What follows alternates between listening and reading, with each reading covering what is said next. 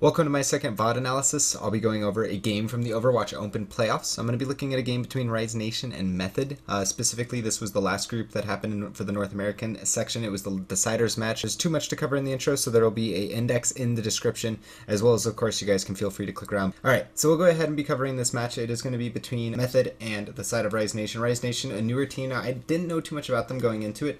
Honestly, the only thing I'd heard is I talked to a FaZe player before, and he had said they're definitely a team to watch out for, and definitely keep an eye on them. So it was something that I definitely was looking out for a performance to be exciting from them. But at the same time, I don't think it was anywhere near what people were or what ended up happening tonight. On the same note, I also want to go ahead and point out that I feel like there was a lot that happened in later on in this series that was very important to shape the outcome of it. But I definitely feel like this first game really kind of told the story of this series. RiseNation comes out to a really strong start, in my opinion. Their defense at the beginning is very strong and methodical, and I mean they're doing everything that you need to be doing correctly. And at the end of the day, Overwatch comes down to a game of coordination and effective execution of strategy, right? And what they do there is they understand that they're going around the statue. Of course, they have the scouting intel, the comms, and then they go ahead and they wrap and play in that back pocket for hotel. And then when they know that they're all the way committed to the other side of the statue, they can speed boost around and they can actually cut them off. And they use the choke, right? They use the statue, they come around, they cut them off and they choke them off, and they put them in a position where they have to commit fully to engage and actually take the fight, and there's no backing out, right? The backing out is running into the defense. So it's those kind of small decisions that I think are really evident throughout this entire series from both teams. But I also feel like the other thing to kind of keep in mind, and I'll bring up throughout the series, but it definitely happens later on, is that I feel like there was moments, of course, where some teams were playing with, of course, momentum, but playing not to lose or not scared. And it's really hard to capitulate the difference between playing to win and playing not to lose. But a lot of the time when you play to win, you take risks, you take a little bit of aggressive lines. Now sometimes those aggressive lines can be punished, but at the same time they can open up opportunities for your teammates, and they can open up opportunities for yourself. So throughout this I will be discussing that, because I kind of feel like this is also maybe just the length of the series, but it was a very grueling series between the two teams, and I feel like there's a lot within that discussion within playing not to lose versus playing to win. And when there's a lot on the line, it's incredibly hard to do. But again, in this first defense, they've been doing a lot of, again, good maneuvering, while I was just basically talking about a little bit of nothing. But at the same time, they've been doing a lot of good maneuvering, but they just kind of get, I think, out-muscled there. There was a great, decent graviton surge, but there wasn't any follow-up to go along with it. At the same time, that's kind of hindsight 2020, maybe he shouldn't have used the graviton surge. You could think about it that way, but it is a situation where things are unfolding. It's hard to understand everything that's going on, but that's why, again, I talked about it in my last VoD analysis. It's important to dial out, even though it's incredibly hard to do that. The things that are hard to do, impossible to do, are not necessarily things you should avoid trying to do. They're things that you should think to master and eventually get better at. But so Method gets the payload, and ultimate-wise, the big thing to look at, something I talked about recently in a cast with, it was brought up by Hex and Hexagrams in a cast with him recently, and he talked about, of course, the idea of tanks. Most tank ultimates are control ultimates, right? Or at least dispersal ultimates when you think about Winston and Roadhog. So you want to be thinking about each ultimate in those sections, right? And I went over that in my VoD analysis for Stratwatch, Stratwatch ultimate management. And you look at the different categories, right? You have control, you have damage, you have support ultimates, but it's very important to note that throughout this series, it's seen a few times, right there, Psycho Waffle's ultimate was used right as they were engaging. He also used the amped up speed boost. That's something that is very incredibly small, and I'll find best opportunities I can throughout this to kind of bring that up and point that out. But again, Psycho Waffle used his ultimate when they engaged hard with a DPS ultimate. It's critical that you not waste those ultimates, because teams are looking to bait that out all the time. That's probably the hardest part about playing a support, and a lot of the time it's been brought up mainly that, of course, these DPS players are playing incredibly well, and it's not to take anything away from them, but I think that this series was honestly a big story of the support players in a lot of respects when it came to using their ultimates. Some, of course, were baited out and, of course, could have been used better, but at the same time, it's hard to consistently be making those reads in a game where you're given limited information, right? You only have the information of you and your team, and that's, a whole side discussion on that is, of course, why Widow is so incredibly strong in some respects. If she was more balanced and able to do more as a hero without her ultimate. Her ultimate itself is information, and information leads you to better positioning. But again, be looking throughout your own VoD reviews, your own studying of the game, and look what ultimates match up with one another. I mean, obviously you're going to be looking for the engage ultimates, Dragon Blade plus either Transcendence or Sound Barrier with a speed amp. But like right here, right, they're gonna have the Dragon Blade to use, but Desro isn't gonna just waste his Earth Shatter into a barrier, right? So he's gonna wait for the opportunity for that barrier to be down. And there were, I believe, at that moment 2 or 3 targets. Could go back really quickly, might as well a few times here, but we'll try to refrain from doing this as much as possible. But I'm pretty sure that there were 2 or 3 targets in front of the barrier, and this is something that Factor Fiction I think is really good, or at least I've noticed in a few of his games, as well as I've seen Reinforced do it a few times. But there are targets in front of the barrier, and yeah, I think there was 1 target in front of the barrier, and I think it was Snow. But either way, it's a situation where, yeah, you might end up wasting a few of those Earth Shatters. It's hard to never waste an Earth Shatter. It's hard to never mess up. It's hard to never get to that point, of course. But like, if you see a target in front of the barrier, it's worth it to pull the trigger right at that moment. And even if it's a question of, they're concerned about the Earth Shatter, they're going to be looking at Desro. They're going to be worried about getting hit by that. And even though they know there's a Dragon Blade going out, right, there's 2 threats that they're evaluating in their head. There's the threat of the Reinhardt Earth Shattering them, which makes the Dragon Blade kill them automatically. So if they stop in their position and they disengage from their position, then they're going to die to the Earth Shatter Dragon Blade. So they can't deal with the Dragon Blade without at first dealing with that Earth Shatter. So they deal with the Earth Shatter by holding back, and that gives a big opportunity for Spirit to get his Dragon Blade damage out. And it's those, again, it's those small details of positioning and like micro level plays between the supports, tanks, and their DPS counterparts. But in this fight, I don't remember if there's anything specific that I wanted to talk about in this fight. This is the second time that I'm going through this. I watched the game first tonight after a cast, so forgive if I stutter a little bit or I sound a little exhausted in that nature. It's been a relatively long day, but I really wanted to sit down and discuss this game because I feel like it was super impactful, not only for the scene in the sense of RiseNation, I think showing a lot of, proving to a lot of people that, of course, it just takes hard work to get where you want to go, but of course also at the same time Method. I think they had a lot of resilience in this series despite it being very hard. So yeah, Spirit ends up pushing out with his Dragon Blade. And I guess I could kind of bring up one thing here is this is like the idea of staggering, right? The thought I had recently today is like one thing that you can think about with staggering is not only do we want to use an ultimate to take a fight, right? As a team, if we commit Dragon Blade and we get Transcendence and we get, say, Graviton Surge because they want to contain the Genji and they don't want to take any damage. So they maybe, overreact and they use those 2 ultimates. Point is you've traded those ultimates, but while that's going on, if the rest of your team is not committing ultimates that don't have them, i.e. right now Midnight and Faz, every single ultimate that Defense Blues uses, which is, Retzi here ends up using it with the Earth Shatter from Desro, and that allows Faz to charge up his ultimate. Now, obviously, Locke ends up using the Transcendence because there's a Dragon Blade, so that becomes a big threat, right? Like, at the end of the day, that trumps all of the logic that I got out, right? You see that Dragon Blade, you have to go, okay, well, we're going to die to that if we just commit, this ultimate. So we're going to have to commit that Transcendence. And again, that's where you get to those situations where teams will overcommit because if you lose the fight, some of this logic is just suspect anyways. And that goes into a comment I was reading earlier about a RiseNation game on the competitive subreddit was that, they were very smart about losing a fight to save ultimate advantage for a future position. And I think that is the kind of logic that you need to get to in this game because it isn't just an FPS in the sense that you spawn, fight, and then restart like a Counter-Strike, or other games of that tactical genre. If you get to, of course, Twitch shooters and just pure deathmatch games, there's ultimates, there's objectives. So playing for that long-term gain can sometimes net you time, even though it feels like you're losing a lot. But it is a situation where you have to evaluate it correctly. And I think that ultimately that last fight, a lot of this Method has been doing a very good job of just, well, honestly, I think in the last fight, it was a committal of a lot of ultimates, but they didn't have any way to like shut down the side of ultimate weapon. Even though they ended up using Locke's Transcendence, it just didn't seem to get that much done. And that right there, Chronic hit a huge Earth Shatter. I think this was something they did bring up on the desk very well, but they could have definitely brought up a lot more, was that every single one of the situations that you see ultimate weapon, and for, well, a few of them, he did end up getting to his own right and ended up creating the opportunity himself, and we'll get to those. But Chronic ended up having a lot of amazing Earth Shatters and setting up his team incredibly well. And honestly, the bulk of what I want to talk about comes from the Anubis game, but there was still a lot to discuss here. And like right there, he goes into the back right. Of course, he first targets the Lucio, and that's something you also have to be thinking about as players, is what supports or what players have recently used ultimates and what haven't, and therefore what targets I need to be focusing. Right? Yeah. If the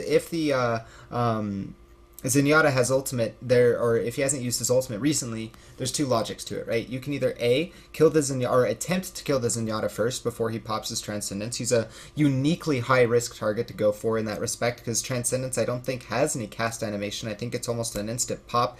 Of course there is like, it is online, so it isn't zero tick or, zero ping, whatever. But it is a situation where I don't think that there is a intrinsic like cast time or, movement that he has to do. It's instantaneous. And so if the Zenyatta is on his point and his team is there to protect him, and you go on him with Dragon Blade and he pops Transcendence, well, you haven't gotten any value. But the other logic that I think that that kind of goes with what I think Ultimate Wep was seeing, or at least the way that he saw that moment, is that if I go for the Lucio, then what ends up happening is that I clean up one kill, right? Worst case scenario is I trade my ultimate for an ultimate and a kill. And not only do I trade it for a kill and an ultimate, but I ended up trading it for a kill on a hero that doesn't have his ultimate right now, and it's a support ultimate that in the future is going to counter me, right? So yeah, they need to win this fight, but it's those small decisions from the DPS players that are very impactful, but at the same time, right, that is enabled by a good support play, and that we'll get to. But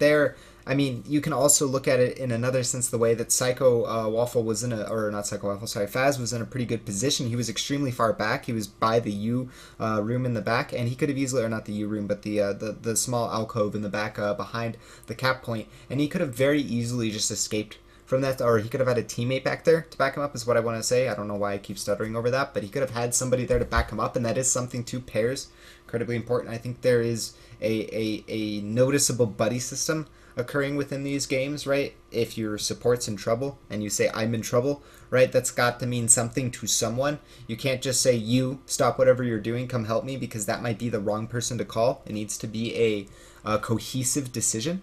And so you need to be, of course, using that what I want to call like a malleable, play calling. You don't want to say absolutes, you do this, you do this. It's too dynamic for that. So if you say like I need help as a Zenyatta, and you're obviously, you've practiced with the people, they know who you are or whatever, the Zenyatta needs help, then the player, McCree will say, oh, I'm not, necessarily doing anything besides spamming. I'm going to go back him up. Or the Genji will say, well, I'm deep in the back line. I can't do that. But he's, they don't need to communicate that. But that logic can happen in the background, and I think that's important. But so RiseNation really doesn't go for anything too exciting composition-wise. Method, of course, is doing something that's pretty stock standard, whereas, of course, I believe Spirit was running the Genji on the offense. But running the Reaper on the defense here is pretty just standard in every sense. The way Hotel naturally fits, small enclosed area, easy escapes, health pack he can access. Of course, he can Wraith form also, or Shadow Step to a few unique spots from that location, if I'm not mistaken, that are pretty hidden that you can exploit. But nonetheless, also the way that this ends up going, the defense gets a lot of ultimate charge. So I kind of like the way that the defense ends up playing it out in that respect. And they also end up backing it off really well there. I think that's a good decision by them. I don't know if that's necessarily a play caller's decision or natural evolution of the situation. At a certain point, of course, they can't fight it. They shouldn't be running in to just die to feed ultimate, and they probably are aware of their ultimate situation, but it's very responsible play. Steal a term from Niz. It's a very responsible play to just go ahead and back up and play that way, because of course, look at their ultimate charge, right? They're sitting very comfortable.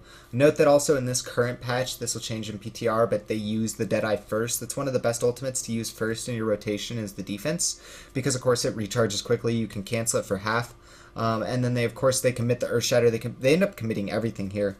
Actually, I remember this. They end up committing a lot here, and I really felt uncomfortable about this from the side of Method. It felt a little bit rushed. It felt like they were putting themselves in too much of a position to try to do too much. They maybe felt that they needed the better positioning, but then they end up falling back to here, and it just kind of seems like inconsistent decision making or planning.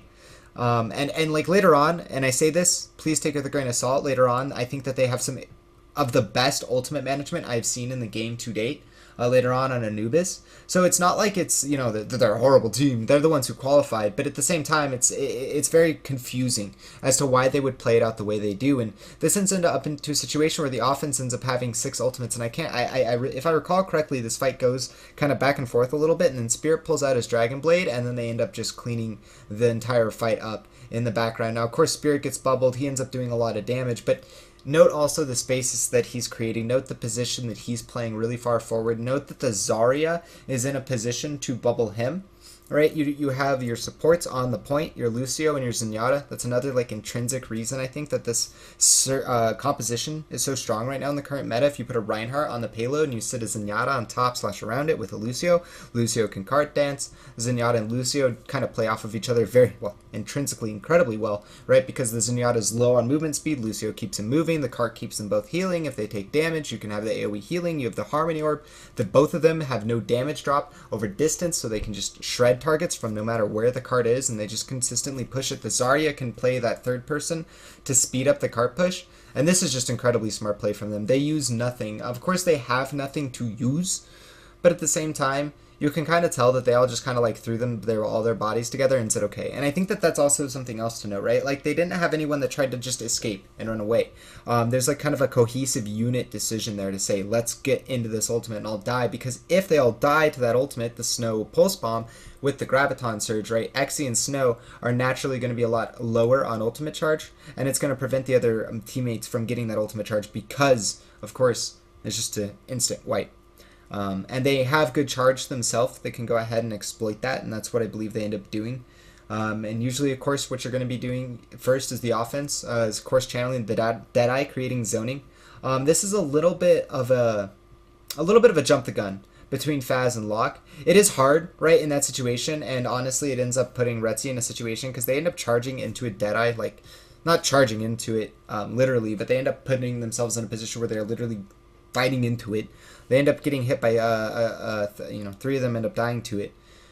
But at the same time, right, it's hard as the supports to have that prescripted. There's a lot of things going on. There's a lot of positionings being called. And you don't want to necessarily be focused on, oh, I'm going to Transcendence first if he does Death Blossom. Okay, well, where's the Reaper? Okay, right. You need to keep comms clear. So at the same time, there is a, necessary onus on being able to just coordinate that naturally. And it is hard to go ahead and do that.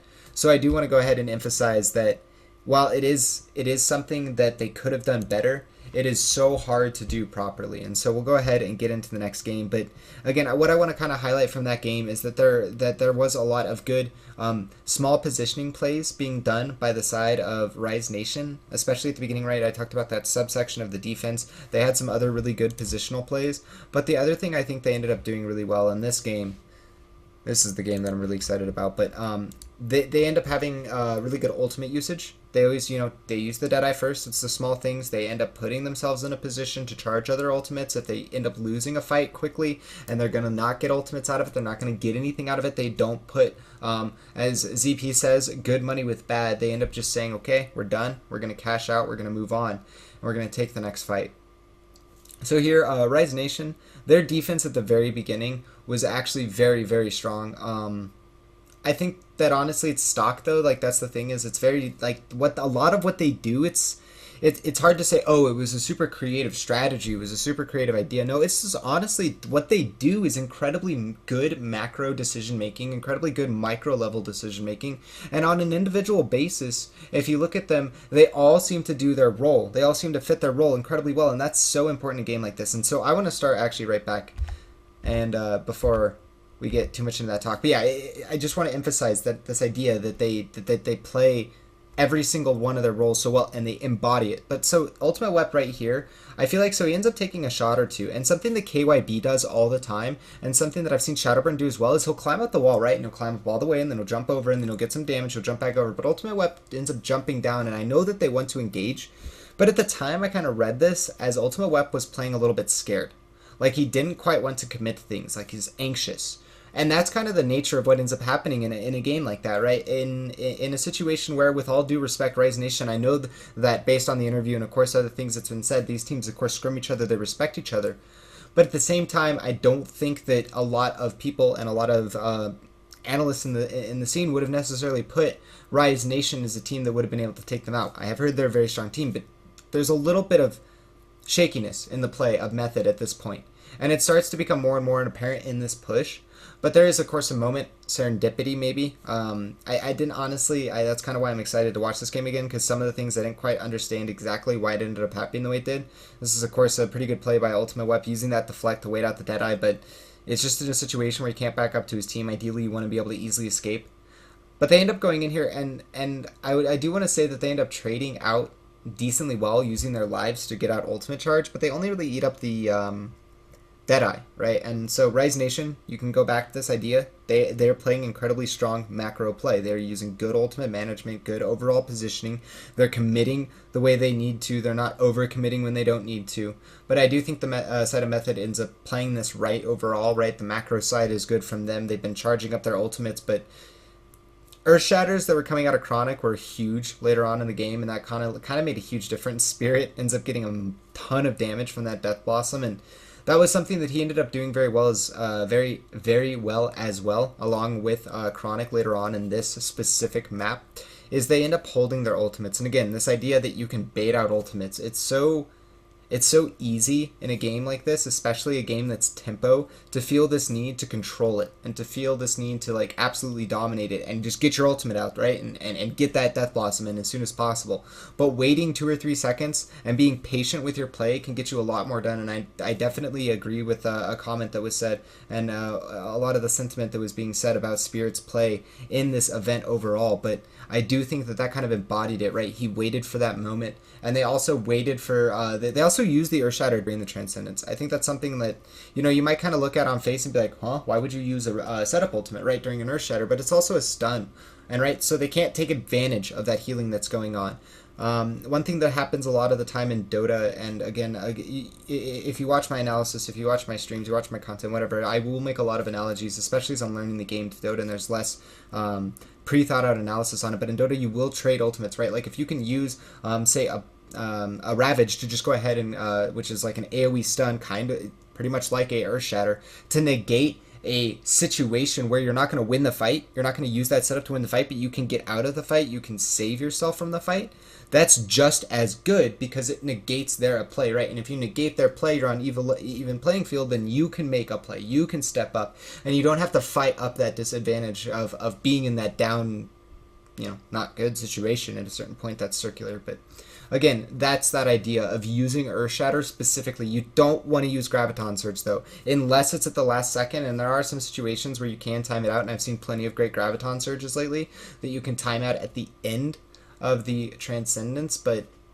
you know, be very careful with that, because it can also bite you in the ass if they end up getting a great sound barrier off the back of it because they waited it out or whatever it may be.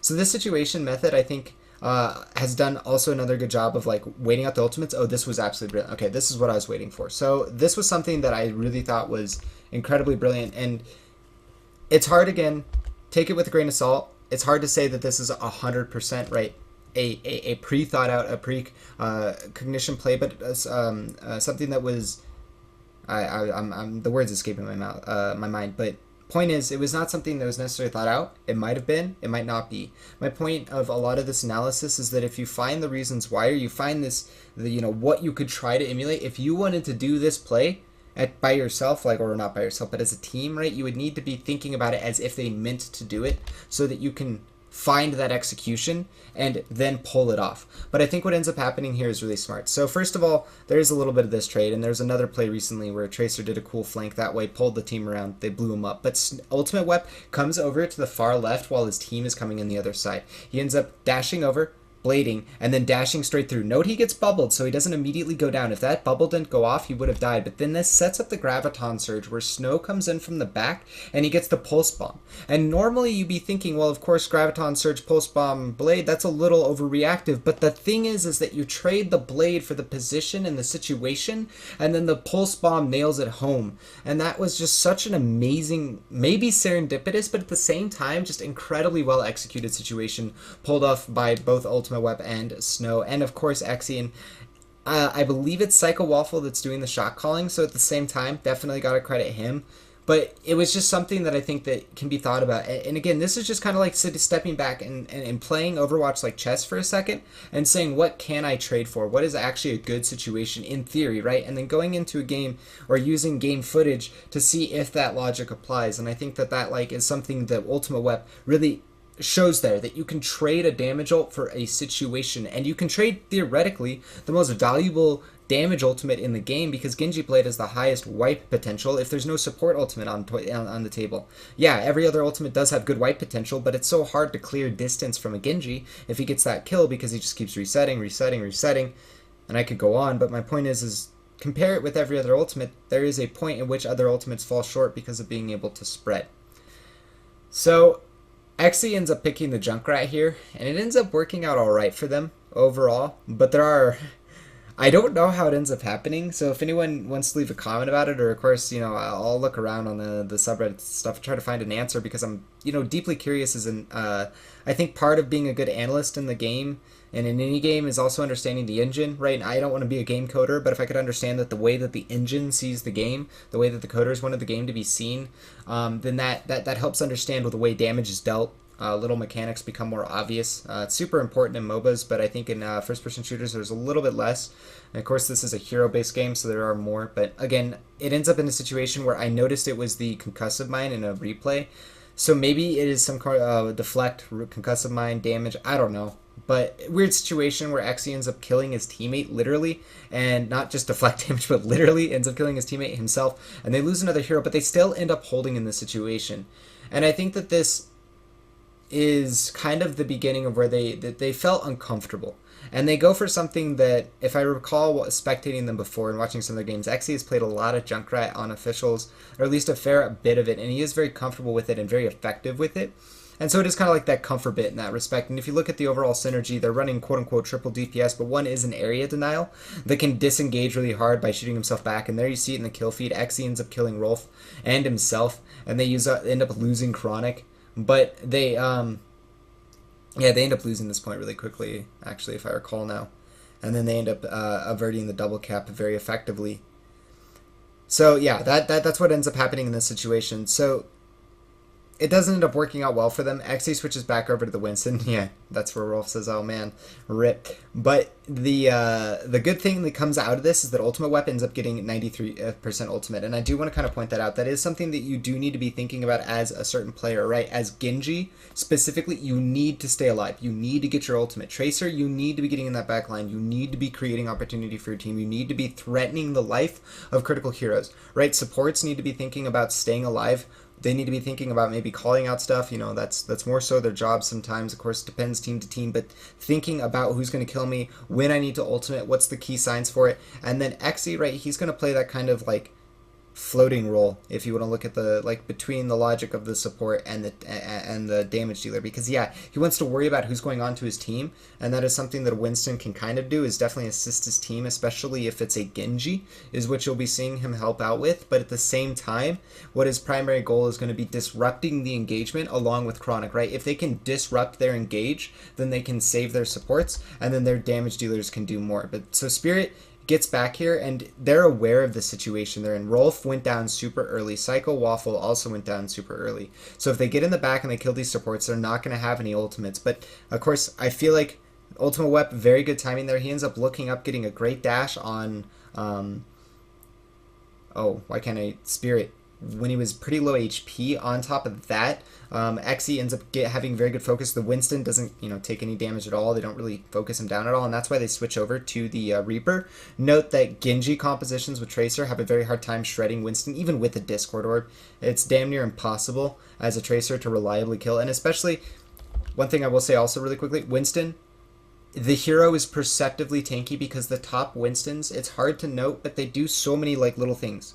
Something Fact Fiction does a lot, or did in their game against Immortals, versus Immortals, FaZe versus Rogue to qualify, right, is he bubbled a Lucio ult. If you bubble over a Lucio, his ultimate doesn't hit teammates. If you bubble over a Transcendence, the healing doesn't go out of it. If you bubble a Lucio, he's stuck in it. And those principles also apply to the idea of it being bidirectional. Targets that are in it can't be affected by it, and that's the same thing with damage. Damage can't go out and can't go in. So if a Winston ducks back and forth and bubble dances effectively, he actually has 1200 HP. And it's something that a lot of the top Winstons will do. Here, Primal Rage, it's completely irrelevant. But what they end up doing is they're aware of this initiation, so they back off pretty hard, and then they re-engage on the backswing. Ultima Wep with his Dragon Blade, getting that up and having that available from the last fight and not using it was so incredibly important for this situation because they really didn't have any reliable way to win that fight outside of that. Xe, of course, was doing a lot of damage. Snow can do a lot of damage, and they are running a triple DPS, or Xe was over on the Winston, but he switches over. They do a lot of damage, but at the same time, it's like, you have to think about it on the notion that they have to be able to quickly wipe and reset Rise, especially if they commit ultimates, because if this turns into a situation where they start to trickle as the defense, you can actually just never get a kill, right? Because you're always losing one, and you're trying to get back on the point. You're always trying to get back one or two more. And Xe ends up having a very awkward Death Blossom there. I think that actually ends up benefiting them a little bit, as weird as that sounds. It creates a massive zone where nobody can run. Obviously, you don't want to run into Death Blossom, but it also ends up shaving off a lot of the spill HP, right? Like the top shields from Zarya, the shields from Zenyatta. I believe the Sound Barrier was used at the beginning of that fight. I'm not going to go back because I have done it a fair bit at this point, but Spirit, much better Death Blossom. And they end up cleaning this up. Very smart too, aware of the fact that they're going to rush in with that Mei. I mean, it's a very commonly executed strategy to be doing this. It's something I do in my ranked games all the time. I personally really have been enjoying Mei, especially on this map. Other 2CPs, King's Row. I could go on that discussion separately, but the big thing I want to note is that, like specifically there, I can't point, but where Locke is right now in that corner, right? If you wall yourself, you can wall yourself against the wall so that they have to come top down to get shoot you. And then as soon as your wall is down, you drop your ice block. And then as soon as your block's down, if you time it perfectly right, you can have your wall immediately, and you just double tap your key, put it across again, and you can stall for, I think it's like 15-20 seconds just from that, in addition to any other stalling that you can get done because, you're Mei, and not only can you kill things, but you're actually just a pretty good hero at taking care of stuff to begin with, and that is on source, and that's rather unfortunate. Again, I apologize for the quality, guys. I don't have a clean feed. I don't have a replay client. At some point, I hope that I can get that so I can give you guys better quality on these VoD reviews. But so this is where I really want to highlight just the ultimate management from Method here was absolutely, or from, no, it's not. Is it? Yeah, okay, it's RiseNation on defense. The next defense from Method. That is correct. Okay, the next defense from Method was just mind-boggling at the first point. It ends up falling apart because of at the time, I wanted to say it was maybe Snow's fault. Not to say at all like Snow's a bad player. I think he ended up, in some ways, being a lot of responsibility. Yeah, Ultima Wep did a lot on the King of the Hill, but Snow's Tracer was just so goddamn powerful. He did so much damage. I mean, there's no other way to put it. Frankly speaking, he was a monster. He was shredding targets, doing huge amounts of damage, never really dying. I mean, he was also focusing the proper targets. That's why these teams are here, but it's one of those situations where I feel like you can be have a moment of brilliance and a game of brilliance and a series of brilliance, and then also, of course, have a weaker game. And Spirit, notice he immediately is focusing down onto that Winston. He also, I think, put a shot there onto Ultimate Wep, but mainly speaking, you are going to be having your target focus, and of course that is going to be ideally the Discord orb. If they can put it on Chronic, they can focus them down incredibly quickly. If I do recall, eventually I think they switch over to a Reinhardt here at some point in this point, but this just does not go well for Method. Pretty much everything that could go wrong does go wrong for Method in this specific game, or in this specific offense. They have a lot of trouble getting onto the point. They have one point where they secure 2 ticks, and then they end up securing the point at the very end. Snow going very aggressive here. Baits out the flashbang, though. That's the big thing. Note that it is kind of like a high-risk thing. If Retzi hits that shot, it wasn't a bait. It was his death. It was an overextension. So it is that kind of like situation where maybe he gets a big value play out of it. Flashbang's down, or at least it was down. Ends up getting it back up, uses it right there. But it can be a situation where creating those kind of high-risk, high-reward situations benefit you if you execute them well. If the other team stumbles a little bit, you do have to be careful in that respect. Defense, though, here has a lot of ultimates, and that's kind of where I think RiseNation starts to do well. In good ultimate management, they've won the first 2 fights without using anything. They didn't really need to be frank. The threats presented by Method have kind of been scattered, and it is the nature of their comp in some respect, and Chronic's going to go over to a D.Va, but it's a little bit... It's hard to say, well, they just need to group up, because they're playing a Tracer, Winston, D.Va, Genji now. Well, they're playing D.Va now, but they're playing an extreme dive comp. Spirit ends up using his ultimate here, and this is, I think, when I don't think that was needed at all. I think that they could have actually stepped back and not used that ultimate. During that time, I was kind of like, Spirit, maybe it's getting to them, the emotions that they feel like they're holding. Like, this is kind of what I mean about this whole idea of playing to win. He takes an aggressive play, a greedy play, because they're on the precipice of winning. The emotions are high. I have to feel like that's part of the factors. If I am overblowing that, I apologize. Do take it with a grain of salt, but it is one of those situations where I think if he would have held that ultimate, you'll see later on Method, I think, has the perfect execution of exactly what happens there. They just haven't had any good executions here. They've been spread out. They've also been, of course, meeting great ultimate play coming out of RiseNation. Not only are they staggering them well, they're using them effectively. They're not blowing the in this situation, I don't think on these maps. Now, of course, better players can always correct me on this, and better I would love to get more input and also open up discussions on this, but for the community's sake. But I feel like you don't want to be using your ultimates aggressively on the defense at all on this map. I feel like it's much more of a contained situation. If you can save your ultimates to deal with those offensive ultimates, right, you prolong time. It's a matter of time bank. If you keep shaving off 2 minutes over your enemy team every single time, eventually they're going to run out first, and you're going to have more. And that's just kind of one of those, like, I think logic trains that you can follow that can just benefit you in any situation. So this was just an absolutely disgusting Death Blossom, because it zones a lot of the remaining players, and it just gives so much space to Locke. And this is kind of where, again, note that Locke is still alive after all this. I kind of want to go back, because I want to note how long Locke ends up surviving, right? So this is a full 50 seconds before where we are. Locke has his ultimate up. Now he ends up if I recall, he ends up using this fight, and he ends up getting back up to 90%. I don't think that's right. He ends up getting to a pretty high ult charge, but Locke's positioning here is just absolutely fantastic. He's zoned, does get space created by Spirit here with the Death Blossom, and that's something that he plays off of. But at the same time, he's taking some damage, and there goes the Transcendence. So he saves his Transcendence. He's been taking damage. The engagement has started for like maybe 10, 15 seconds, but he's playing that back pocket corner. He's playing off of Spirit's play. He's using Spirit as a distraction. He's keeping Spirit Harmony Orb, and he's focusing the targets that are presenting threats to his teammate. And then stays alive, is able to continue to get that Harmony Orb up, and he ends up staying, 30% after using a Transcendence as a Zenyatta. I think Locke played this game incredibly well, especially this specific defense. I think there's a lot of really great positioning plays out of him, and that's really what Zenyatta embodies at every step of the way, is fragging power that plays off of individual positioning and understanding of engagements. If you can put that Harmony Orb on the correct target before the fight starts, usually it's going to be that DPS, so they can dive in and play aggressively. Gives them a lot of HP, so they can continue to fight it out, and they can trade, they can win their duels.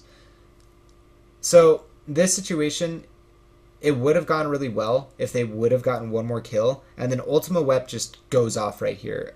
This is kind of one of those situations where I definitely think he was helped out by his team. Obviously, Exy ends up surviving that entire time. Exy was doing a lot of damage. Snow ends up coming back from the fight.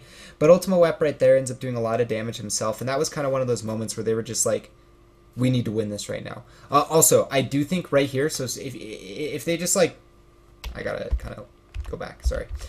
If they would have stopped right here, right, turned around, killed the Lucio, or waited half a second, and then they would have put 2 people off the point, they might have been able to trigger overtime, and they might have been able to do it. It's so high risk, and it's fixed in the new patch, so it's kind of irrelevant. But it is kind of something cool that they might have been able to do. Super small in the moment. It's a lot of money on the line. It's a lot of potential on the line. I don't blame them at all for their decisions, why they ended up doing what they ended up doing, but it is a situation where that small thing, right, at the end of the day, what's going to separate in a year from now the top team in the world and the second best team in the world is going to be a small detail. There's going to be 2 small details. There's going to be 3 or 4 small details, individual decisions that are, interacting with cohesive decisions. So here, Method's ultimate management is just absolutely amazing, and this is something that I really feel like, and it's hard because I wish that we could have their comms. I wish we could hear what they were saying so that we could see what's going on with, oh, okay, ultimate, these 2 ultimates used now. But the clarity of play in this game, I think, is kind of what, if anything, this was the moment. This was like the breeze that ended up like putting them in a position, right? They're against a 5.5 minute time, right? They're playing for the 3 results, right? If they hold, they win, and they just tie it up. They can go to the next map, take a deep breath. If they lose the point, then they are at the very least playing to hold for a tie, which is a horrible situation to be in as a team, right? If you're playing not to lose, literally in the sense that, you know, you have to defend, but then also that even if you do defend, it's a tie. Like, that is such a rough situation. So losing the first point is so demoralizing. And I think that they end up holding it for long enough that they give themselves their chances, enough chances. And also, there was just a huge, you know, May play that'll end up being pretty important and some other small things. But we'll start it off again. Focus back on the idea of ultimate management specifically here. Snow, he's not really contested at all during this push. Rolls around, notice the little 4-stack they got going. They're playing together. The Genji's roaming alone. They're playing as a unit. They're working with the Reinhardt. They're playing with their supports, protecting him, but the Genji is allowed to do what he wants. And notice, Ultima Wep now. Previous to when this map started, he was playing incredibly timid, kind of barely jumping over the wall. He got tagged. He's like, I'm not going to risk it. I'm not going to get dinked. I'm not going to play like this. We're down a map. But now, we're down a map. We have 5 minutes to hold. I have to be making plays like this. I have to do this. And you know what? He creates an amazing play. And this was in the incredible play of the day for the event. But this play was just absolutely amazing. And this is Ultima Wep. Of course, the Earth Shatter. Chronic ends up hitting a huge fire strike, gets himself up the Earth Shatter, but just the presence of mind as a player. Actually, no, it doesn't even use the Earth Shatter. Forget it. The Earth Shatter is saved for the next fight. It's just the presence of mind to just poke like that and then come in the back at the time he did and to commit to the way he did. He hit Rolf, and he's specifically focusing Rolf. And the second he got that dink, he's like, I can do this. I can do this. He says, team, you know, they're going to go, you know, they call the engage, whatever, and then they probably do it. Now, this next fight, they're only going to use 2 ultimates. They know that they only need 2. Well, guess what? First is going to come over the Earth Shatter, and maybe they don't even use it, the second one on this fight. They end up hitting that disgusting Earth Shatter from Chronic, and again, just great ultimate management. Nothing else committed. Not even a whimper of wanting to. And that's the thing, right? You can see that. They're just dashing, they're just shooting. There's not that, like, need to, like, jump in their play. There's this, like, calculation of kill, okay. And then now, Ultima Wep, he's had his ultimate for a while. It's his turn to play. They have him use his ultimate. Rolf knows that they're going to need something to keep him alive and help tip the balance in their favor. And they end up cleaning up RiseNation again for a 3rd time, and they only use 2 ultimates. They don't commit Psycho Waffles. He's been able to passively charge this up the whole time. Chronic now was able to recharge his ultimate, and this is what beautiful staggering looks like and what in practice it ends up doing. Other players charge ultimates, and buy them space to get those up. This is kind of where I feel like it's hard, and I might kind of take a look at this, but Snow's positioning is over here to the left, and he ends up getting caught in this Graviton Surge, maybe? Yeah, he ends up getting caught in the Graviton Surge. I feel like that shouldn't have happened. Like, that's what was wrong. He was next up in the line, and this is I was like, this is absolutely amazing. Method's going to hold this, and they're going to tie this up right now. This is just, there's no way that they messed up after that kind of level of just clarity as a team. I mean, of course, the individual plays that came out, but that every individual was just so cleanly on that line that RiseNation went in 3 times, did absolutely nothing, and then that happened. And it was just kind of like, I feel like I gotta put a little bit on Snow there, but at the same time, it's hard. You're in the moment. Maybe he should have been playing far right, but they could have also just pushed far right onto that plat through big health pack room, and that could have been an awkward situation. So now there's 2.5 minutes left, and this is where, again, Method, it feels like crap. If you win, you lose. Or if you win, you tie. If you lose, right? You're out. You're down 0-1 in this series. It's all down to this. But this huge play, Ultima Wep ends up, I believe he deflected the flashbang from Retzi. I'm not entirely sure. There could have just been Snow's flashbang, but either way, double kill from him, plus the fire strike that rings through. And note how they combo that, I believe. Go back and double check on that, because that is something I want to make sure, but I believe that entire engagement does occur with the fire strike. No, okay, it's right after the fire strike. So ideally you time that up with the fire strike, but nope, there it is. There is the fire strike. So yeah, they do time it up, and yeah, no, that was a deflected flashbang. So just a great bubble on Ultima Wep. So again, small individual plays and risky decision making, right? That's the thing, is you need to look at it this way. Like there's risk on one hand, and then there's reward on the other hand, right? And you got to balance it out. But at the same time, if it's high risk and it creates a huge opportunity, but you are going to lose the game regardless, is it high risk or is it just where you're at, right? You're going to lose the game if you don't make a big play. You're in a bad spot. You have to hold for 2.5 minutes. You're in this stuck position. You just need to make a big play. And so what is now high risk and heroics is also more enabled. You know, there's that whole adrenaline side of it, that kind of stuff. But at the same time, I really want to just focus on that part of it, that you just have to be making those decisions because you're going to lose anyways if you don't make big plays. At least, I mean, the series, you kind of got to be a little bit honest with yourself. You haven't been playing well as Method up until this just last 6 minute, 7 minute streak. And so they are very honest with themselves, and they end up playing this well. But yeah, the Earthshatter from Desro ends up doing a lot, but the Earthshatter from Chronic was absolutely huge in the background because note he kills Locke that has 95% of his ultimate, and also ends up killing Retzi, who was channeling his Deadeye. So I believe he was channeling his Deadeye. Might have just been actually. Yeah, he ends up channeling his Deadeye. So I mean, he kills the one ultimate that they could have won the fight with because at the same time Faz had already gone down in that fight, and that's kind of like those clutch Earthshatters. He was asked in the interview, you know, a very unfortunately, in my opinion, kind of like a generic question, but, you know, how do you find those clutch Earthshatters? Well, you gotta, like, look at the exact situations of the game, right? Faz died early on. There's no other support ultimate. Locke hasn't used his recently. He's probably gonna have it soon. And also, there's a Deadeye next to him. Cha-ching, cha-ching. Specifically, the clutch Earthshatter is not just that he hit a support and a DPS, but he hit the McCree ulting, and he hit the support that was going to be able to ult. And those small situations come from reading into the game, and that's why he said Ryan games, right? It is this mentality of being able to step back, analyze what other players are doing, and then when you play the game, you start to see it more. You go, you know, Zen hasn't ulted in a very long time. I wonder if he has ultimate. Well, of course he does. He hasn't ulted in a long time. Kill him. Earthshatter him. So Locke, of course, now he has ultimate. He's going to get it off this time. And I think they end up comboing that with a Spirit Death Blossom. Yeah, so Spirit, Death Blossom, plus Transcendence. No risk of killing that Reaper. He's going to do a lot of work regardless.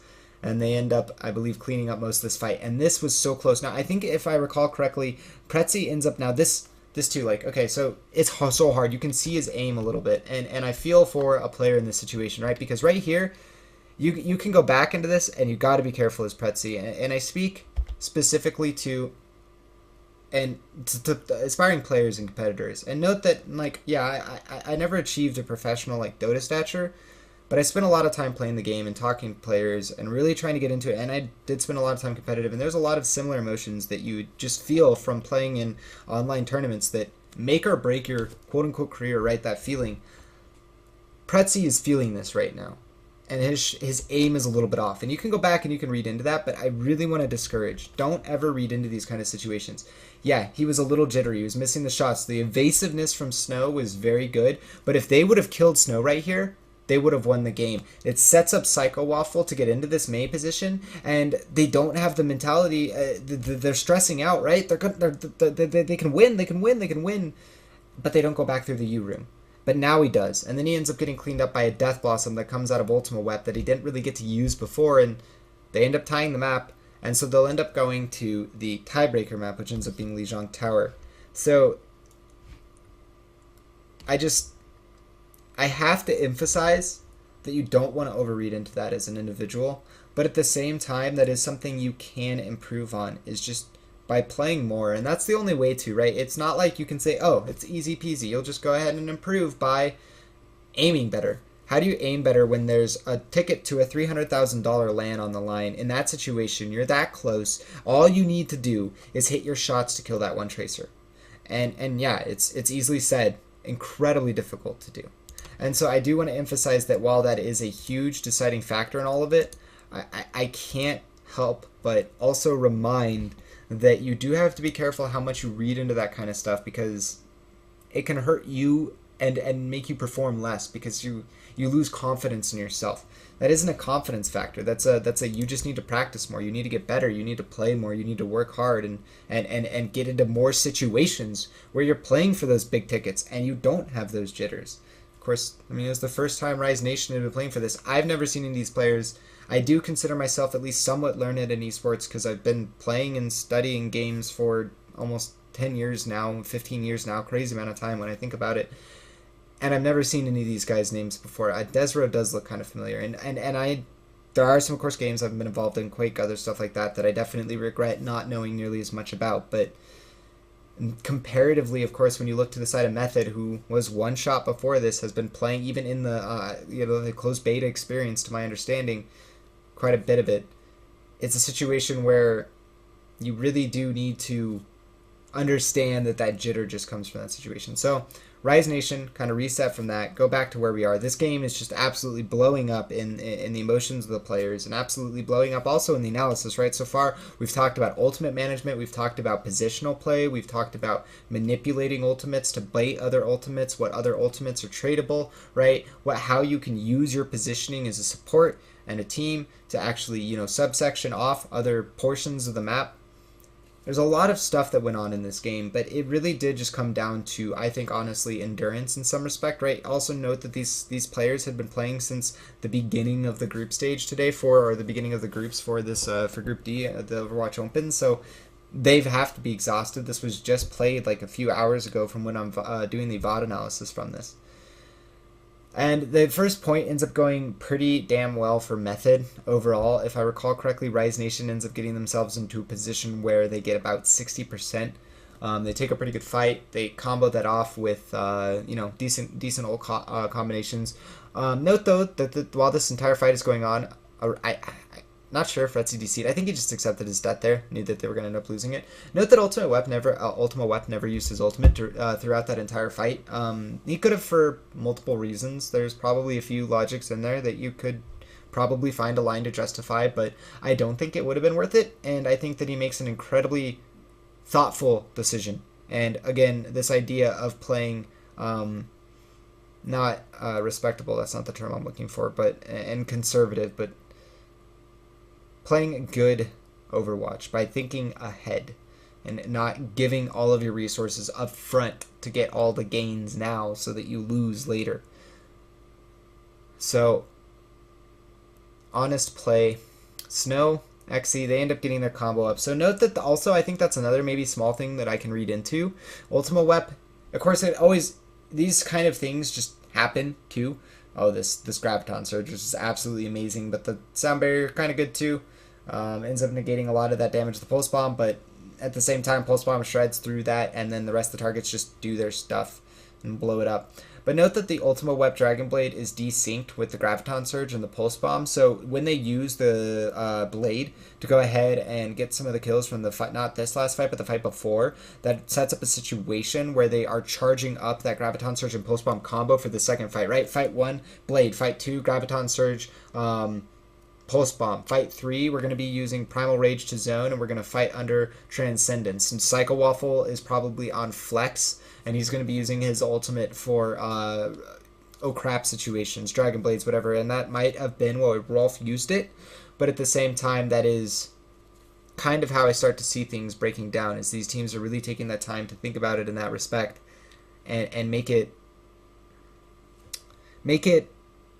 very thought out so that they can manipulate it to the best of their ability, right? If they know that they want to use Graviton Surge, then they can put Zarya in a more unique position to get more damage done. They can get her more charge by, bubbling and taking a little bit more of an aggressive line, whatever it may be. There are ways to exploit that if you're already precognizant about it and actually thinking about what needs to be done to be getting more gains.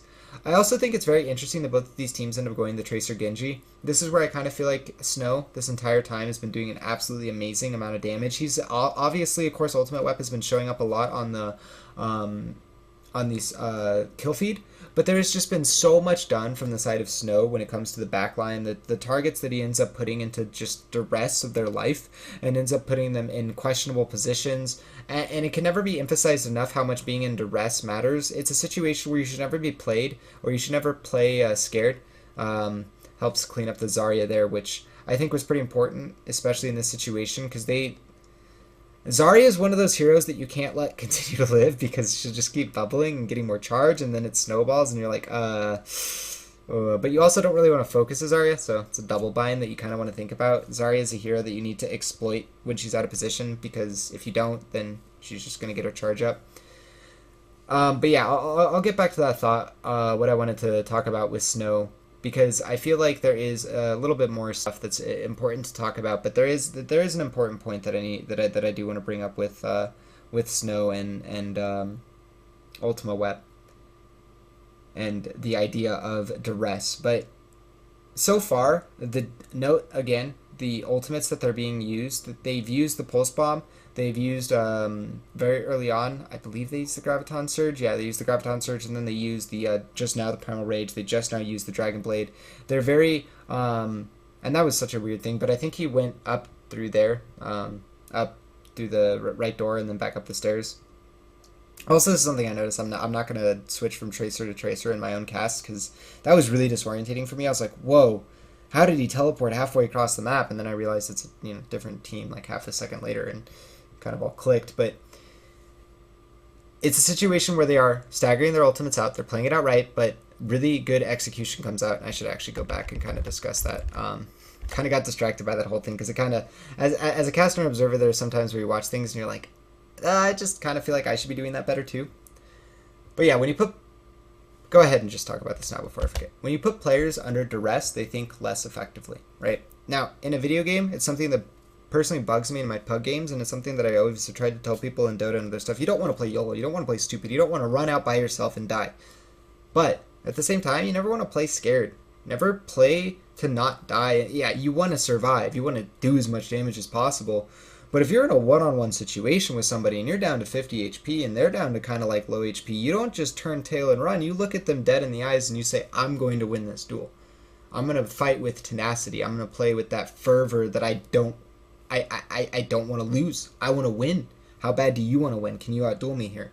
And I feel like that is just so important, and something that Snow ends up doing very, very well, and he really comes alive in that respect in the series. And I do want to note that that is something that is hard to point out in every single situation, but when your life is under duress, I mean, obviously in real life, but in video games too, it changes the way that you think, because of course the priority of being alive allows you to do more. So yeah, this ended up just being a very good play by Pretz. He ends up target focusing very well. Of course, helping down the Lucio, doing a lot of damage. Note that he doesn't always finish the targets too with the Lucio there. It was a high-risk committal, and that's something that you do have to be careful about, like in your pugs. You can't necessarily trust in completely random people over the internet to completely do exactly what they need to do to kill the correct target, but as a team, in a competitive tournament situation, you bet your ass you need to be able to rely on those people, and that's what Retzi does. I'm pretty sure there, backs off, understands that that's a high-risk situation. He doesn't want to die. He has the pulse bomb. He is a critical member to continuing this hold, and so he gets the damage in that sets them up, saves the pulse bomb for this, and yes, the pulse bomb, he could have waited out, I think, a half more second. That would have been like 50 more shields from the Lucio Sunbury, and I could go back and check the HPs on people and see if it was actually a breaking point for anyone, but at the end of the day, that's something that you're never going to win or lose a game by using your pulse bomb. You delayed it 2 seconds. It's not going to make the massive difference if you delay it 2.5 to get the maximum damage out of it, or whatever it may be. But it is a situation where, again, I think pointing out those small things that can be done better are always important to continue to improve and continue to get better at the game, not only for the players that may watch this and may use this to better themselves from the game, but also players who just look at VoD analysis, or for in the sense that anyone wanting to improve. So the Spirit with Dragon Blade comboed with the Graviton Surge. Snow gets himself, it was a pulse bomb. Yeah, it was a pulse bomb, double kill, very effective, especially if I recall it was on the 2 supports. Yeah, so this is like kind of like the downfall too, right? If I recall correctly, Xe also uses his Graviton Surge. Yeah, Xe also uses his Graviton Surge, hits the 2, and it's a situation where you play Zenyatta and Lucio together, but you have to play loose enough that you don't get caught by that. You can make the call, oh, Graviton Surge is probably available. That's something that could be done. The highest theoretical possible level of play, you could know down to 10% approximately where people were at based upon feels if you were truly dialed in, maybe. That's just super hyperbole here. Right? Even then, it's still hard to exactly have that positioning. So you do have to be cognizant of something in the supports, and that is something that King of the Hill, I think, truly does exploit, right? And it's talked about in the casting quite a bit more now, but I feel like it definitely needs a lot more limelight. Is that obviously King of the Hill comes down to positioning, it comes down to ultimate management. They talk about that, they talk about fragging power, but also it comes down to team shotting and that kind of effectiveness of working together. And RiseNation ends up securing this, and there really wasn't anything that came out of Method there at the end. There was that like double kill from Snow with the graviton surge, but they couldn't combo off of it because there was also, I mean, I guess Genji was caught in it. I just don't feel like they really got together well at the end there as a team either to really group together and take the fight effectively. Like again, they had that awesome serendipitous play, I'll say it that way, because maybe it wasn't necessarily intended, but on Anubis, where they ended up using the Dragon Blade to bait out a great graviton surge into the pulse bomb. It's a pretty disgusting setup. They could have gone for something like that. They could have traded more percent. They were at like 60, 70, almost 70%. They could have just accepted the situation they're at. So Snow, this is something also, I don't at all disagree with this 100%. I think that making risky decisions when you're in a position to win a lot cannot always be a bad idea. It can sometimes backfire big time, and you need to be honest with yourself, right? And not, if you're going to do it and it backfires, don't beat yourself up over it. But making this kind of decision to play Hanzo, it's not PTR, he's not buffed, he is the same Hanzo from pre-PTR, and so it's a very weak Hanzo in relation to the current meta that's being played. So a risky decision, doesn't end up going at all. Switches over to Hanzo, and he has himself a field day. Again, I think that this game really emphasizes, specifically this map really emphasizes how much Snow ends up doing. And honestly, how critical Snow is to the ending of this series. He may not have gotten what he needed to do with that Deadeye and Anubis, but it was still a decent performance out of him. So Ultimate Wep, note that he ends up getting a lot of ultimate charge. Spirit does as well, so both of the Genjis are playing incredibly well. I mean, it's kind of without saying. I think that a lot of the time right now, it's a little over-commented on how well the Genjis are playing, and that's kind of why I'm not bringing it up too much. Because, yeah, Genjis are played very well. Genji's a strong hero.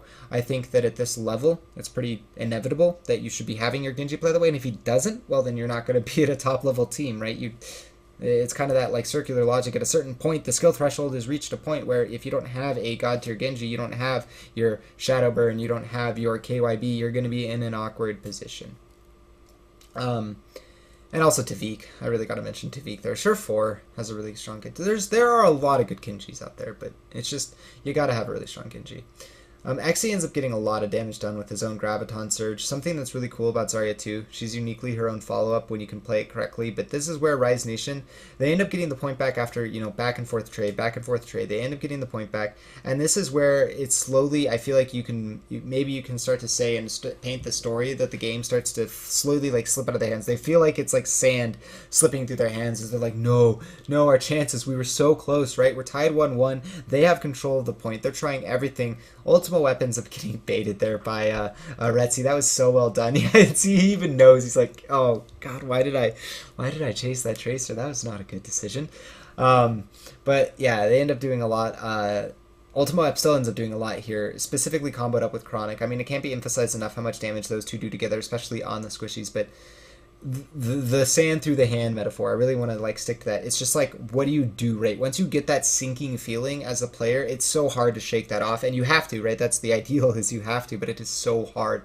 And they end up having a few good executions, but like just a few things end up going wrong. Like first of all, in this fight right here, Locke ends up dying at the very beginning before he can get, oh no, it's the next fight, sorry. They end up taking the fight point. It's a little bit later on. Locke ends up dying. Very awkward. They also end up losing Faz early on. There's just a few series of errors that don't go well for them, and that's kind of like also something that is worth pretty much notioning, right? It is sometimes there are games that are riddled with mistakes, but it is important to go back and watch those games to see the mistakes and say, this was a mistake. This is why it's a mistake. This is how to avoid it. And this is what to do in the world where I feel like this mistake is beginning to occur, or what my team should do when we feel like that mistake is beginning to occur, and what we can do to solve it, and find examples, footage, whatever it may be. So don't just ignore mistakes and be like, it's a mistake, don't do that. Well, yeah, go into the logic. Why? When? Where? what can I do to avoid it, etc. There's multiple levels of what, multiple levels of why. The truth about analysis is you can go too deep into the rabbit hole, but you can also find a lot of very interesting analysis. Usually don't want to go past like the second or third level of meta thinking. That's when it goes, well, he did this, I did that, and you did that. And it's like, it's kind of weird. You want to go pretty deep, but not that deep. Too deep, bro. Inception. So this is, I think, that fight. Okay, so Locke is really high on ult. Xe ends up getting a Graviton Surge. Ultimate Wep used his ultimate before, and that's kind of like a questionable decision, but Locke ends up getting decapitated here, and that's just like, I feel like right now, Locke, maybe this is that deterioration of mindset. Maybe and forgive me if I'm too harsh, especially Locke, if you're watching, I apologize if I'm being too harsh, but it's maybe this lapse of mental, like, why is he there? Why is he in a position where the shurikens can dash and kill him in a situation where they are tied 1-1? They're up.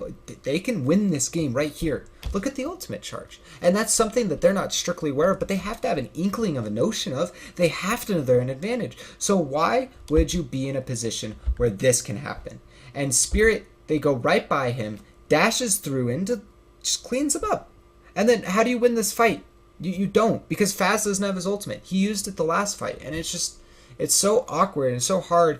But those small deteriorations, and that's hard, like that's where a best of 5 is even harder. Like if this was to go 2 more games, right, when we're getting into game 5, and I'm already talking about mental deterioration because of just incredibly high level of play and mental attention that is needed to maintain that up until this point in the series, it's astronomical to be thinking about it also at the same time that, it can go to best of 5. These, Overwatch can play a best of 7. So it is very important, I think, to continue to work on that endurance, be mentally, healthy, whatever, all those, small factors that lead to it, to the championship mentality. I just never want to underemphasize how important it is to be thinking about it consciously too. And if you're in a lead, if you're in a position like that, right, where you're in a lead and you think you're going to win the game, don't put the most valuable hero in a risky position. And again, I do apologize to Locke in that respect because it is hard, but he needed to be aware. The team needed to be aware. They could not lose him, and they did. And so why would he be in a position where the Genji can laterally dash across the point, over the broad area, and hit him? Why wouldn't he be tucked around the corner on that little divot there, not in that main area? And that's that small question that does have to be asked.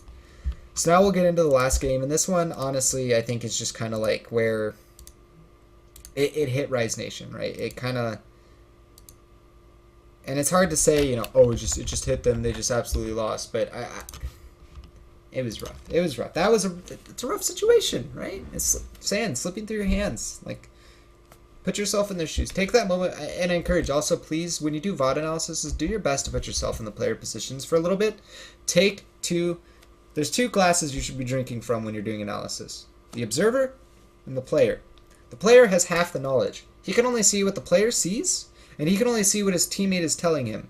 And everything else that is going on in the game, the other 6 players, mines that are set up, Symmetra turrets, Torbjorns, Bastions, that's hidden information that you can gain through non-tells. Yes, but you gotta understand what they see when you see everything so that you can combo what they see with what's what is the overall information, and then find, right, like, if this is what they see, well, this is a tell of this thing that I see because of the overall game, right? I for instance, ultimate advantage, right? The entire team, we see that they had all those ultimates, but they used the Dragon Blade and that's all they used. They haven't used too much throughout. We've been winning the fights. I bet you their ultimate charge isn't too good. I bet you our ultimate charge is really good, at least good enough that I can bet on this feeling, bet on that tell, bet on that read, and then play off of it. And that, again, that comes from that. And I want to emphasize that if you look into the feelings of the players, that you'll be able to also have an understanding and also be able to deal with those same situations. So Spirit, I'm not sure. Oh, yeah, I remember this. So, yeah, this was a very weird thing. He ends up being seen by the Reaper, so great job for that Reaper consistently checking the corner. They hadn't seen Spirit yet. They hadn't seen a Reaper. They hadn't, again, hero counting. Where's Spirit? We've seen all the heroes for blah, blah, blah. By this time, I think they can press tab and check, so, like, Spirit's on Genji. Have we seen a Genji? No, where's the Genji? I don't know. Okay, let's keep checking for the Genji. So they see him. This ends up going, this is like the best push they have. This was by far almost the best executed push I think they had at the very beginning, and it almost ends up going very well. And I think the commentators at the time, I believe it was ZP, put it very well. Snow was just unabated in that push. He's unabated in the next push, and he's just able to sit back and do absolutely god tiers amounts of work, just putting in headshot after headshot, dink after dink, and you do need to get on this target. McCree especially is weak to Winston too, and that sounds, back before the major nerf to his fan the hammer, you'd be thinking, oh god, he just fanned you. But no, now you just bubble dance. It's whatever, it's a McCree. You just hide from his flashbang using the bubble, and you have the Genji to back you up. But again, here's Snow takes out Faz, and Faz 70% ultimate, not getting that up anymore. And I don't know about this Graviton Surge. Like, this is kind of like that mental deterioration, right? I can begin, whereas at the beginning, I was commenting about FaZe having an amazing flank, about, doing, and I know that's the very beginning, and there's more things that I've talked about that they've done, but that was just, like, brilliant, right? That's just small positional plays that you can find, you can pick out. And yet, here, I have to ask myself, why? Because the support died at the beginning. They're not going to gain anything out of that fight if their players can't stay alive. So why take that fight? Why not just take why take the fight with the ultimates? Why not just wait and take the next fight with this ultimates? Now they don't have a Graviton Surge. Chronic hits an absolutely devastating Earth Shatter and puts any hopes to sleep for them on this push. And now they're down to 1.5 minutes. So again, you have to be asking yourself these questions, right? Like, yeah, if we go all in with all 6 ultimates on one fight, it's a risk of us losing the fight. And if we use 2 ultimates versus 2, but you don't want to stagger like that. You don't want to play, if we lose it. No, play to win. If we use all 6 ultimates and we crush them, we take the point. Let's go. Just 1 point at a time. We got to take it. We got to take it one step at a time. And maybe that is another thing. They got their eyes too big for them. But they're again. Now they're in a situation where Spirit has up his Dragon Blade again, and he's been doing an amazing job this entire game, farming up that Dragon Blade, consistently having it, effectively using it for the most part, but he hasn't had a Graviton Surge to combo it with. He hasn't had anything that would uniquely make it amazing. And I'll tell you what, he could make that Dragon Blade a lot better if he was comboing it with something like Graviton Surge, or at least using Graviton Surge plus Dragon Blade to bait the Transcendence plus Sound Barrier to set up the Pulse Bomb, right? Like, again, they need to be still having that level of thinking, and it's hard. It's uniquely harder this deep into a series, but it is one of those situations where you need to. So this is like the last ditch attempt that I think they have a really good job on. They end up getting onto Snow. They end up doing a fair bit of damage to him. I think he ends up going down. No, he ends up living. That's right. Then the Lucio comes out with the Sound Barrier. They end up getting back on the point. Snow ends up dying nonetheless, but he does a fair bit of damage. And then Chronic comes in with this Earth Shatter, and it was just like, boom! Sit down. It's time, RiseNation, to go ahead and actually sit down, because Method, well, they were in a great spot. Sorry, that was a little bit zoned into the commentating thing there, but it was just like Chronic, man. That was just like, boom, done. Very amazing Earth Shatter. Just this idea that maybe it's a little bit of mental fatigue. Maybe it's a little bit of that, but at the same time, it's those small minor, those lack of minor executions that put them in a position where Method can exploit it, right? So look at Method, right? Snow's in a great position. Psycho Waffle's definitely there in the background, peeling for him. You never really saw Rolf in too bad of a position, and the one time that he got pointed out by the side of Spirit, and they went on him with the Winston, you saw the Winston kind of jump up and around as Genji went the very first push. Right, immediately Ultimate Web's like, no, go away. This is my support. Backs him up, helps him out. Small details, attention to details.